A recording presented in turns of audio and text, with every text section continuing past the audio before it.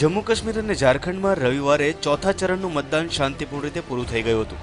જમ્મુ કાશ્મીરમાં 18 વિધાનસભા ક્ષેત્રના મતદાતાઓ તેમના મતાધિકારનો ઉપયોગ કર્યો હતો, જ્યારે ઝારખંડમાં 15 વિધાનસભા ક્ષેત્રોમાં 7 વાગે શરૂ થઈ ગયું હતું।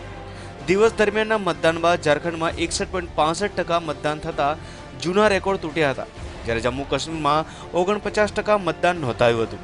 જમ્મુ કાશ્મીરમાં ચોથા તબક્કાનું મતદાન શરૂ થઈ ગયું હતું। વિધાનસભાની કુલ 18 સીટો પર 182 ઉમેદવારોના ભવિષ્યનો નિર્ણય થશે, જેમાં મુખ્યપ્રધાન પદના 2 ઉમેદવાર અને વિધાનસભા અધ્યક્ષની કિસ્મત દાવ પર લાગેલી છે। મુખ્યપ્રધાન ઉમર અબ્દુલ્લા શ્રીનગરના સોનવાર વિધાનસભા ક્ષેત્રથી મેદાનમાં ઉતરેલા છે। તેઓ પોતાના ગઢ ગંદેરબલથી આ વખતે ચૂંટણી નહીં લડવાનો નિર્ણય કર્યો છે, જો કે આ વખતે તેઓએ 2 જગ્યાએથી ચૂંટણી લડી રહ્યા છે। પહેલા બડગામ જિલ્લાના બિરવા સીટથી, જ્યારે બીજી ચૂંટણી શ્રીનગરના સોનવારથી તેઓ લડી રહ્યા છે।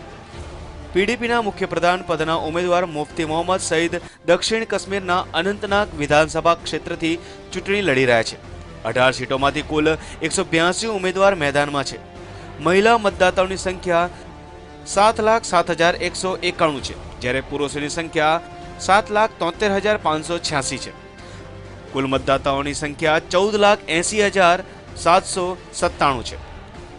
નક્સલીઓની માંદમાં સફળતાપૂર્વક ચૂંટણી સંપૂર્ણ કર્યા બાદ આજે ઝારખંડના કોયલાંચલમાં ચૂંટણી યોજાઈ છે। કોલસા માફિયાઓના હાથમાં આ વિસ્તારની શાંતિ અને તોફાની લગામ છે।